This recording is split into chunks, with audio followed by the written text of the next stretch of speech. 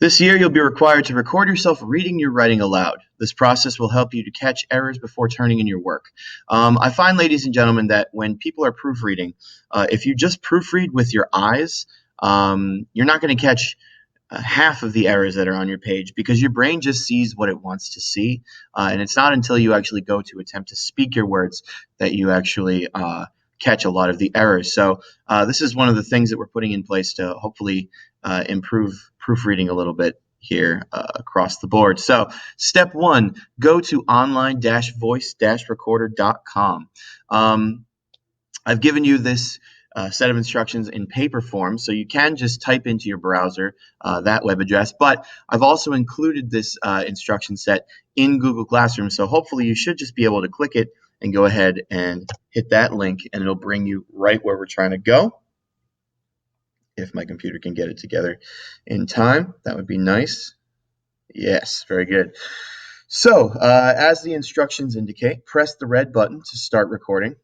Now, for some people, there may be one additional step. A little dialog box might pop up asking you to allow this program to access your microphone and camera. If that's the case, go ahead and click Allow and then click OK, and it'll start recording automatically.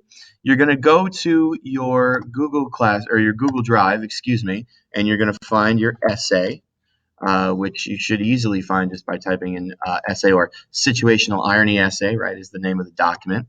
So let's pretend that this is your essay.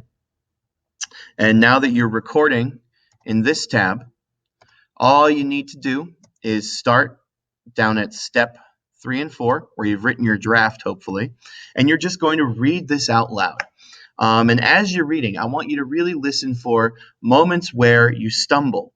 If you get lost or get confused and suddenly don't know what you're really saying anymore, or if it's just difficult to follow or to read in any way, that should be a warning flag, right? That means that there's a problem with your flow, which means that there's probably a problem as far as grammar, mechanics, or even just awkward phrasing.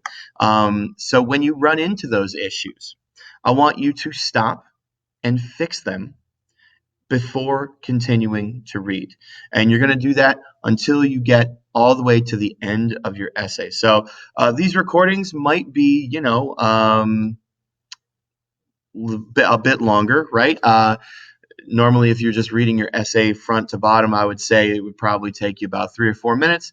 But if you're pausing to actually edit your work as you should be doing, it could take, a little bit longer than that.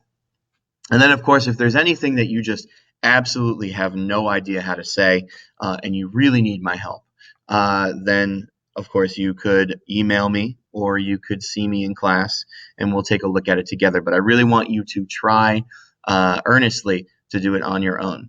All right, so let's say that you've read from top to bottom your whole essay. You had to fix a few things, but you're all set. Now you're going to go back to the online voice recorder and you're going to hit the stop button. And it's going to give you a couple of options here, right? So go ahead and click save, and it's going to take a moment to compile the file here. That rhymed. You're welcome. It's going to take a big moment.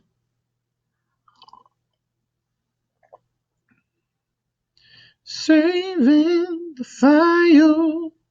Saving the file, 70%, 72%, 75%, 77%.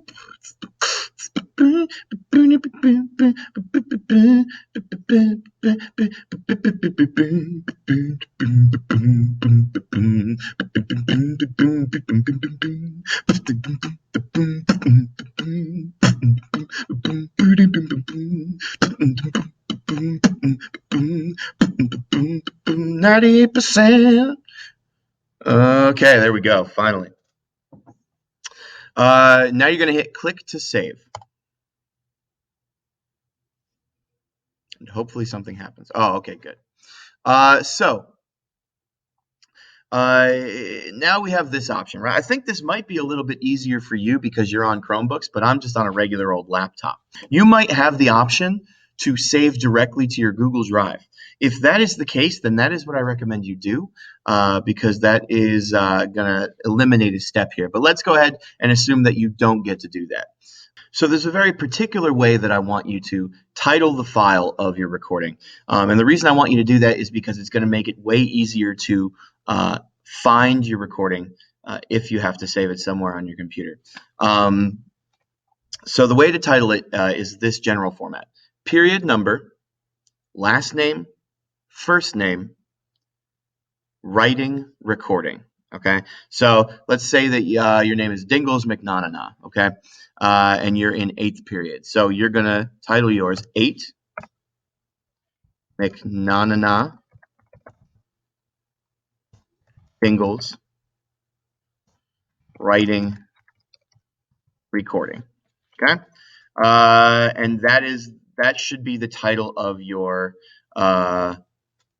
recording here. Notice no punctuation. I suppose capitalization probably doesn't matter, but you know what? Just to be safe, why not do the capitalization exactly the way it's supposed to be as well? And then we're going to hit save. And now comes the fun part. So, assuming that you are able to save directly to your Google Drive, this step is going to be irrelevant. But let's say that you were not able to do that.